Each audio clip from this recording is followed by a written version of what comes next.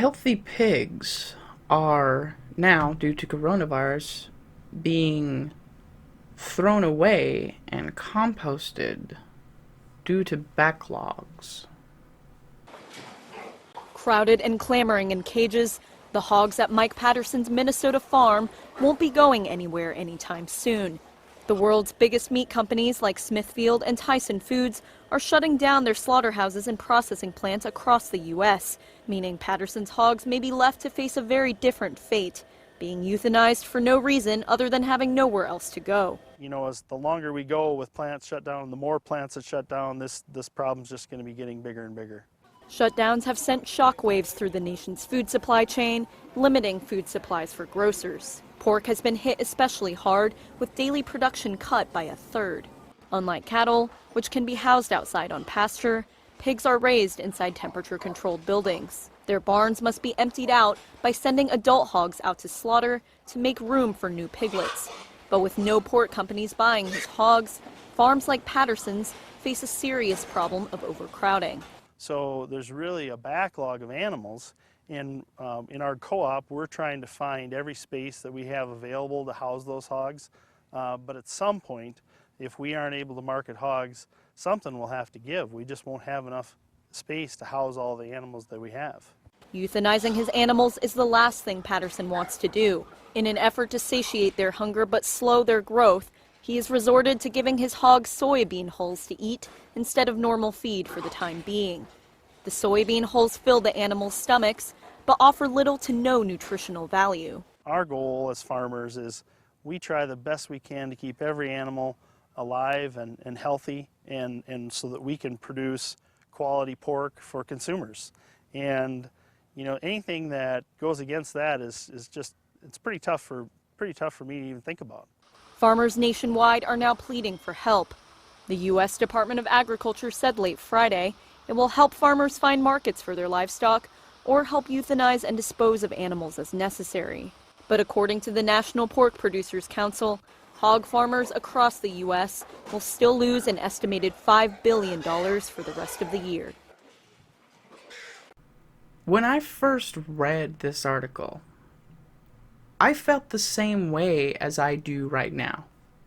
And I'll get into that. After spending 2 decades raising pigs to send to slaughterhouses, Dean Meyer now faces the mentally draining, physically difficult task of killing them, even before they leave his northwest Iowa farm. Meyer said he and other farmers across the Midwest have been devastated by the prospect of euthanizing hundreds of thousands of hogs after the temporary closure of giant pork production plants due to the coronavirus. The unprecedented dilemma for the U.S. pork industry has forced farmers to figure out how to kill healthy hogs and dispose of carcasses weighing up to 300 pounds in landfills or by composting them on farms for fertilizer. Meyer, who has already killed baby pigs to reduce his herd size, said, "It's awful, but necessary." It's not necessary. Okay, this goes into what Melanie Joy talks about when she talks about carnism. There are 3 ends that justify what we do in the agriculture industry and how we exploit animals. There are 3 ends. It's normal, and it's only normal because it's what we do. It's natural and necessary. Normal, natural, and necessary. And there's nothing natural about factory farms, mass-producing livestock and pigs and chickens and eggs. There's nothing natural about that. It's all artificial. It's all industrial. How we do it. These factory farms, there's nothing natural about them. And it's not, there's nothing necessary about it either. We don't need to farm all these animals just to feed people.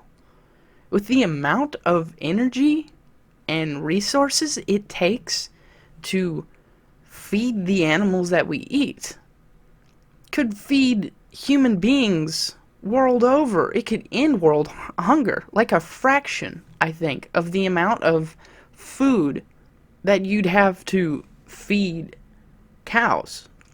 A fraction of that could end world hunger. Anyway, believe me, we're double stocking barns. We're putting pigs in pens that we never had pigs in before, just trying to hold them. We're feeding them diets that have low energy just to try to stall their growth, and just to maintain, said Meyer, who also owns corn and soybeans on his family's farm near Rock Rapids. Well, here's a little hint. Grow more corn and soybeans. It's all a result of colliding forces as plants that normally process up to 20,000 hogs a day are closing because of ill workers, leaving few options for farmers raising millions of hogs. Experts describe the pork industry as similar to an escalator that efficiently supplies the nation with food only as long as it never stops. More than 60,000 farmers normally send about 115 million pigs a year to slaughter in the U.S. A little less than a quarter of those hogs are raised in Iowa, by far the biggest pork-producing state. Officials estimate that about 700,000 pigs across the nation can't be processed each week and must be euthanized. Most of the hogs are being killed at farms, but up to 13,000 a day may also be euthanized at the JBS pork plant in Worthington, Minnesota. U.S. Representative Colin Peterson, a Minnesota Democrat who chairs the House Agriculture Committee, went to the plant Wednesday, in part to thank JBS officials for agreeing to kill the hogs at his request. Quote, "The only thing they wanted out of me was for me to come down here and say I'm the one who asked for this, not them. Blame me if you don't like it," he said. It all means that meat can't be delivered to grocery stores, restaurants that are now beginning to reopen, or food banks that are seeing record demand from people suddenly out of work. Some of that demand is being met by high levels of meat in cold storage, but analysts say that supply will quickly dwindle, likely causing people to soon see higher prices and less selection. To help farmers, the USDA already has set up a center that can supply the tools needed to euthanize hogs. That includes captive bulk guns and cartridges that can be shot into the heads of larger animals, as well as chutes, trailers, and personal protective equipment. Iowa officials have asked that federal aid include funding for mental health services available to farmers and the veterinarians who help them. Meyer said euthanizing healthy animals is a difficult decision for a farmer. Quote, "It's a tough one," he said, "but we got to keep our heads up and try to be resourceful, and if we can make it through this cloud, I think there will be good opportunities if we're left standing yet." You need mental health services. Let me tell you something. I live with depression every day. It's one of the reasons why this channel is called The Depressive Progressive. Because I'm really fucking depressed all the time, due in no small part to politics and what I know in the news that I pay attention to. You know, also some credit to my traumatic childhood, that's one. But going vegan too was a significant eye-opener, and just that enlightenment did not come with that burden of depression being lifted off my shoulders like that. I go to therapy twice a month, sometimes 3 times a month. I go to therapy, and I have been for the past 2 years straight. Now, because of COVID-19, therapists can't even see you in person anymore. I have phone calls with my therapist now. I have depression, but I've never had to kill an animal. And they're asking, Iowa officials are asking for federal aid to include for mental health services. First of all, Medicare for All, I believe, would cover mental health services. So you wouldn't need aid for that. It would just be free at the point of service. It would be taxpayer funded. There wouldn't be insurance. You wouldn't have to worry about insurance if you need to go and seek medical care. Like, this is ridiculous. And I'm sorry if I feel, if I'm the asshole here, but I have no sympathy for these poor farmers. Oh, poor you with your depression. You have to kill all these animals. How about you kill all those animals and then stop breeding anymore? This wouldn't happen if we were if you could move over to something a little bit more renewable, say like a garden. I'll finish up here. The USDA has a program designed to connect farmers with local meat lockers and small processors that can slaughter some hogs and donate the meat to food banks. However, that effort has been hindered by the fact that small processors already were overwhelmed with customers who have turned away from mass-produced meat and instead bought a hog or cow to be processed locally. Chuck Reinard, owner of State Center Lager in State Center, Iowa, said he's almost completely booked through the end of the year and has been turning away customers. Chris Young, the executive director for the American Association of Meat Processors, a trade group for about 1,500 smaller meat lockers, said that while some local processors in Indiana, Illinois, and Wisconsin have been able to take a few extra hogs, the shortage is being felt nationwide. When the pandemic started, all across the country, a lot of these small processing plants with a retail store in the front were just overrun, he said. They're still crazy busy. It hasn't really backed off. On Wednesday, President Donald Trump used the Defense Production Act to order that large meat processors remain open, giving hog farmers hope the situation could improve. I like how they talk about pigs throughout this article as if they're just a device for consumption and convenience. They're like some inanimate object. They're like objectifying the pig. You know, it's weird. It's really gross. And like I only see it through the perspective of a vegan right now. But I mean, I wasn't always vegan. You know, completely dismiss any care or any sympathy for the pig and divert your sympathy towards the poor farmers. Oh, these poor farmers. Oh, these poor farmers. The prospect of them losing their farm, you know, when this all blows over, I mean, are they going to be left standing in the end because there's, you know, they have to kill off pigs? Like, oh. In that interview, they're talking about, they're running out of space for these hogs, you know. And you have to keep hogs in a climate-controlled barn. I took a look behind that guy who was being interviewed. I see fields of green. What? You don't have any fences? The pigs can't survive out there if you just let them roam around and be a little happier, not so fucking cramped? Regardless of backlogs, the pigs would still be fucking cramped and kept in these pens. Like, the welfare of the animal's mental well-being is not sound. Poor you. You have to be the one to kill them. You know, out of sight, out of mind, you can no longer send them away where you don't have to see them brutally killed. No, now you have to brutally kill them. Oh, poor you. Howard Roth, a Wisconsin farmer and president of the National Pork Producers Council, said farmers will need to keep euthanizing pigs as the slaughterhouses struggle to resume their full production. Farmers will definitely need federal help to keep them afloat.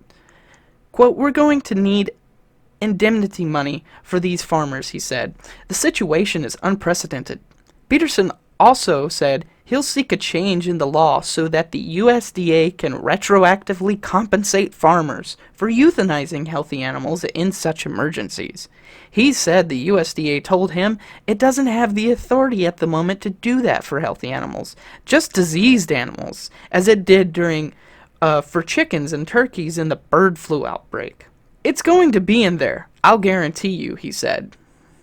So these poor farmers, they're running out of space for all these animals, and you know, gosh, now I've had to kill babies. I've had to kill baby pigs.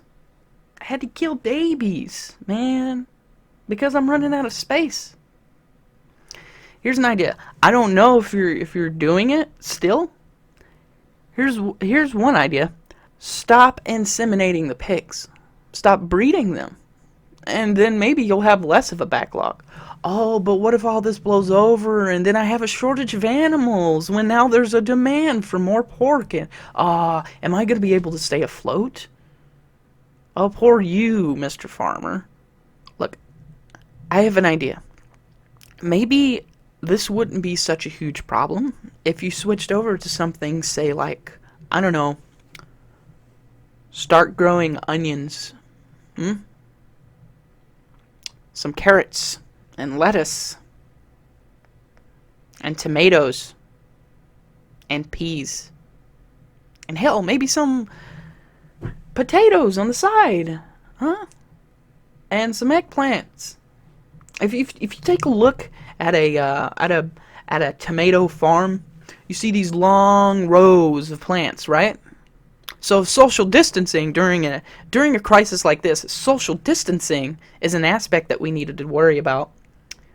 Well, then you could just have 2 people on a row at a time. If you have workers out there, one person on one end of the tomato row and another person on the other end. Oh, they don't need to worry about social distancing there.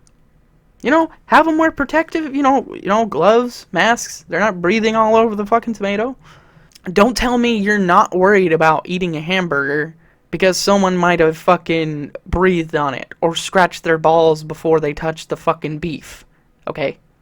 I tell you, I do not believe this would be so big of a problem if we started gardening vegetables, renewable plant-based products, plants that, you don't have to herd plants. You don't have to worry about, like, you have to worry about pigs if you let them run amok out there. Oh, it's harder to corral them and herd them. Oh, it's so much more difficult. If we just let them roam free, kind of. If we actually gave them free range, which free-range chickens is not really free range, by the way. Don't believe that lie. Free-range chickens are giant hangars where there are a fuck ton of chickens all fucking, like, just bunched up next to each other. You definitely can't have chickens who are social distancing. I don't know, really, but I do not believe this would be so big of an issue. You wouldn't have to worry about killing your plants early because you have a backlog of them. You just take the ones that you have a backlog of, and you just send them. And hell, you wouldn't have. It wouldn't be such a traumatizing event for you to compost a damn healthy tomato, because guess what? That poor healthy tomato that you euthanized early didn't have any sentience or nervous system or feelings. It wasn't a living, breathing mammal, It would be happy to be fertilizer and feed the soil for your other plants. If there was a backlog of potatoes, put the potatoes in the ground and they'll feed the nutrients for the other potatoes. You wouldn't have to worry. This wouldn't be such a big fucking issue. I really feel like it's disgusting the way they don't give a fuck about the pig. They only give a fuck about the poor farmers, the profits, man, the profits. I have to kill all these animals early because there's a backlog. I have to kill babies and I have to kill healthy pigs. Oh, poor me. Feel bad for me. Feel bad for me, the hog farmer. I don't know if I'm the asshole here, but I have no sympathy for these farmers. I just don't have any sympathy.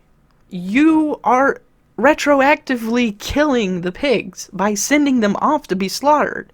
Oh, you don't have to do it, but you don't have to do it. Oh, but not me. Oh, poor me.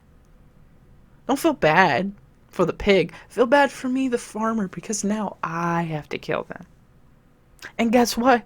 Now I have to kill them, and they're not even going anywhere. So it's also a story about food waste. I've worked in a kitchen. I've worked in several kitchens, okay?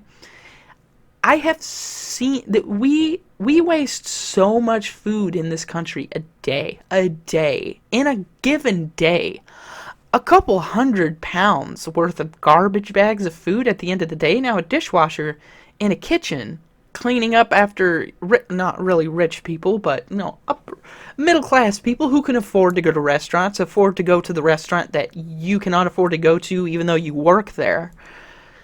So much food left on a goddamn plate. Oh, because they were full, their tummy was full, and they didn't want to take it home, or they didn't like how that piece of broccoli looked, or that steak, I was stuffed, or that steak looked a little weird, so I'm not going to finish it. Or where does it go? I just throw it in garbage. The amount of food that we waste in a kitchen a day, it was unbelievable. It was disgusting. And some people wonder why I'm unemployed and that I don't go back to work.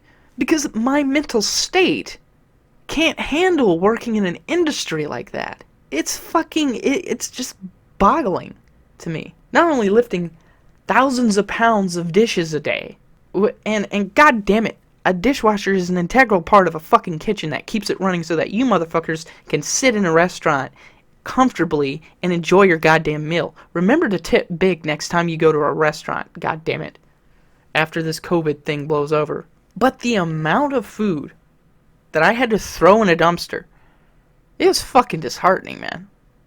So not only is this a story about food waste, not only is this just another example of animal rights just being completely dismissed, for the bigger picture. Oh, the bigger picture is, the poor farmers. The poor farmers are losing money. They might go under. Only the big farms might survive. It's because I'm a vegan, but I just hold more sympathy for the animal that's being unnecessarily killed. It's not necessary.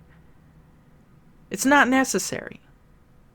It's not necessary to kill them to feed other people right now, for one, because a lot of the people that this meat goes to feed, it's not a necessity. It's a convenience. It's a convenience that people take for granted. And here's an example of that convenience being disrupted by a global pandemic. And now that convenience is not even going to the convenience and the consumption of for people anymore. It's composting the fucking pigs. Because you have no fucking space for them. That's bullshit in my eyes. It was bullshit to begin with. That's double bullshit. On Live Kindly, there's a list of politicians who are vegan. I just want to go over that because I don't want to end this video by sounding like an asshole to the farmers, I mean, that's what I am. I'm an asshole to the animal farmers. But hell, maybe I can be an asshole who's somewhat informative. Meat is a political issue, and these plant-based politicians are refusing to eat meat for a number of reasons. Some are doing it for the climate, as animal agriculture, is a leading source of greenhouse gas emissions. Others are doing it for health reasons. Market intelligence company Numerator says that up to 80% of Americans have also said they would like to swap meat for vegan food. Out of 450,000 shoppers, 80% intend to replace some or all meat with plant-based alternatives. Personal health is one reason why many people are moving away from meat and towards vegan food. Animal welfare is another popular reason for cutting down on animal products. In 2018, concern for animals was the #1 reason for meat eaters' participation in Veganuary. Climate change is a frequently cited reason for reducing meat consumption. 12% of people that took part in Veganuary in 2019, and this article is from 2019, named the environment as their #1 reason for participating. Livestock is responsible for around 18% of all human-caused greenhouse gas emissions. I don't know if that number is correct. I've seen a higher number, but in contrast, growing plants use much less land and water and produce much fewer carbon emissions. Beef production creates 6 times more greenhouse gas than growing peas, while meat takes approximately 75 times more energy to produce compared to corn. Now you can read more into this article if you want. It's linked below. But here's just a few politicians, both here in here in America and other places, that are actually going vegan. Kari McCarthy has been a Labour Member of Parliament in Bristol East since 2005. She turned vegetarian when she was just 16 and became an ethical vegan a little more than 10 years later. On World Vegan Day 2011, McCarthy became the first Member of Parliament to debate veganism in Parliament. She has said that, to her, not eating animals is an entirely rational and logical decision. Cory Booker. Now, Cory Booker, I disagree with on many issues, okay? I think Cory Booker is a fucking weasel who is an Obama wannabe. He does word speak. He does little word games when, he didn't really support Medicare for all. I don't believe. I think he played word games with that, No, I believe in access. I believe affordable access to affordable healthcare. Those are weasel words, okay? He's a weasel in that department. I disagree with Cory on many things. He was an Obama wannabe, just like Pete Buttigieg. But one area I might find common ground with him is his veganism. Democratic Senator Cory Booker and presidential candidate hopeful, that again, this article was in 2019, so well before all of the shenanigans of this latest election. Cory Booker is a vegan. He has been vegetarian since 1992 and a vegan since 2014. Earlier this year, Booker revealed an ambitious animal welfare plan, including the banning of all cosmetic animal testing. That's something I can get behind, Cory. I put you in charge of animal agriculture and nothing else. The politician advocates for a plant-based, cruelty-free diet and often talks about his favorite vegan foods. Now, Christine Reese, I don't know anything about her. I think I'm saying that right, Reese. Christine Risa is a British Labour and Cooperative Party politician. She has served as a Member of Parliament for Neath in Wales since 2015 and follows a vegan diet. In 2018, Reese visited a local care home for vegan afternoon tea and to celebrate a new scheme for veggie and vegan residents. And number 4, Tulsi Gabbard. Tulsi Gabbard is a politician I love. I very much admired her. She was a major in the military. She was a combat medic, and she was going after our regime change wars, uncompared to Bernie. Like Bernie Sanders, yes, he was against the wars, but Tulsi Gabbard, that was her platform into regime change wars, and I was very disappointed in that she didn't gain as much traction during this election as I really wish she would have. She even endorsed Andrew Yang's UBI when Andrew Yang, dropped out and said that I'll endorse the person who endorses my UBI, my universal basic income. I'll endorse the candidate who says they're for that. Tulsi Gabbard still in the race. Andrew Yang, I hereby endorse your UBI. Anyway, I hereby endorse Joe Biden. I'm Andrew Yang. So, I love Tulsi. There's some areas where I don't fully see eye to eye with her, but for the most part, I love Tulsi. She's a beautiful, intelligent, rational person, in my opinion. Congresswoman Tulsi Gabbard is the U.S. representative for Hawaii's 2nd Congressional District. She is also a major in the Hawaii Army National Guard and a lifelong vegetarian. She adopted a vegan diet several years ago. Gabbard is the first practicing Hindu member of Congress and the first Samoan American to represent a state in Congress. I think I'm saying this right. Thangam Debonair, Labour Member of Parliament, Thangam Debonair has been fully vegan since attending Bristol Vegfest. Is it Vegfest or Vegfest? I don't know. A Vagfest. Sorry. In 2017, Debonair spoke at Vegfest in the following year, along with fellow Labour Member of Parliament McCarthy. Debonair is an environmental advocate and a classically trained cellist. Before and after becoming a member of parliament, Debonair has worked hard to end domestic violence internationally. She has authored 2 books and several papers about this subject. I'll just wrap it up here. I'll finish off the names. Kathy Jameson, a Scottish Labour and Cooperative Party member of Parliament. Tsipora Livni. I have no idea how to pronounce that, but that's up on the screen right there if you want to take a look at her. There is Chokwe Antar Lumumba. Chokwe Antar Lumumba. I like that name, but I have no idea how to say it. Alright? Apparently, he's a vegan. Okay? Look more into him. Natalie Bennett.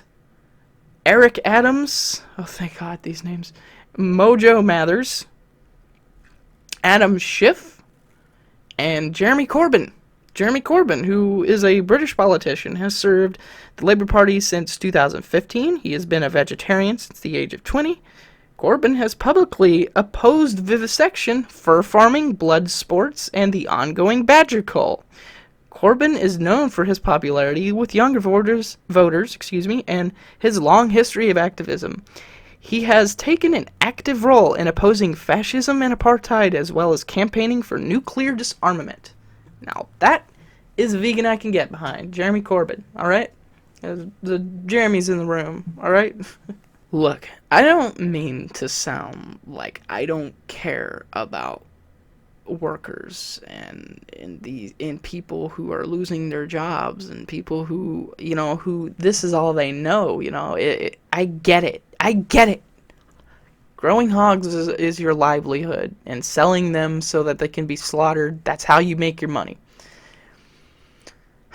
But there is a more ethical, environmentally sound way to get your money. And that comes from renewable green gardening of fucking onions, dude. Anything that is not an animal, grow it, profit from it. Not only is it better for the environment, it actually helps the environment to grow more plants, because guess what? The more plants you grow, the more oxygen they're putting into the atmosphere. The more clean air the plants are taking in carbon dioxide and pumping out oxygen. So guess what? It's a win-win for everybody. Just grow more plants, we get more oxygen, everybody can eat. Everybody still eats. Just grow more plants. Just grow more plants. And you won't have to worry about the traumatizing aspect of murdering baby piglets.